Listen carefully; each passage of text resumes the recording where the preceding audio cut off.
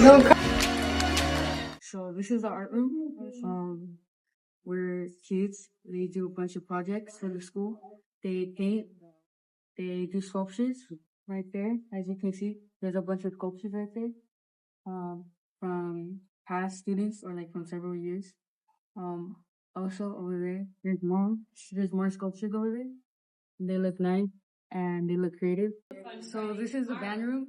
This is where kids play the music. Also, this is also an elective where students can also learn about different songs about around the world. And yeah, so over here is where they put their band instruments. They're separated by periods. And then over here, these are some of the instruments right here. Yeah, they're really good instruments. Over there is where they put their instruments as well. And this is the band room. This is the instrument storage for students from different periods. They put their instruments here. So when they like do a spirit assembly or like a parade, they come here and get their instruments. Here, this is the uniform storage where kids, band students, they put their uniforms right here.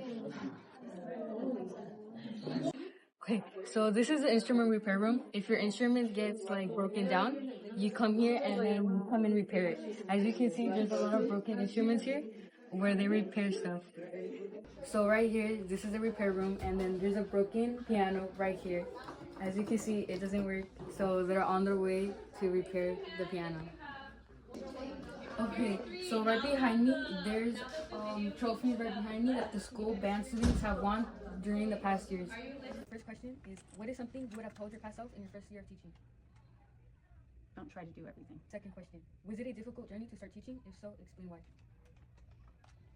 I think getting there for anyone it's difficult. It wasn't the path I thought I was going to take. I thought I was going to go become a journalist or a lawyer, and then by helping people, at school, because I was the English major, they all wanted me to help them with their papers and things like that. And so I started saying, well, maybe I'd like to do that. And so I went into classes to go help kids in schools. And then I decided that's what I wanted to do, and then I just did it. What emotion did you feel in your first year of teaching? Overwhelmed. It's just, yes, because I actually started my first year teaching in my own classroom as being a sixth grade teacher. And I had trained to be a single subject teacher. So that went from planning 1 hour a day or maybe 2 different classes to having them the whole day. And that was like, oh my God, what do you do with them the whole day? And so that was overwhelming. Okay. An overwhelming thought with all of that. And then I became an 8th grade teacher and a 7th and 8th grade teacher, and that was a different kind of overwhelming because then you have all new things to learn. So I think your first years are just overwhelming because you're the person in charge. It's like intimidating. Besides grading, what do you do outside of school? Oh, besides grading, I cook, I read, I attempt to garden. My daughter tells me I have a black thumb. I do Eastern Star, which is a service organization, like a service sorority, and I'm a leader, an adult leader for Job's Daughters, which is a girls group that does community service and leadership things for girls. So those are the things I do. Seems like a lot to me, but other people do more. Okay. Did you ever have a memorable moment from your own school days? If so, what made it memorable? Oh, one of the things I always think about when grading is one of my teachers, because I was not a happy math student. And I wouldn't do my homework. I did my work in class. What I finished in class is what I did.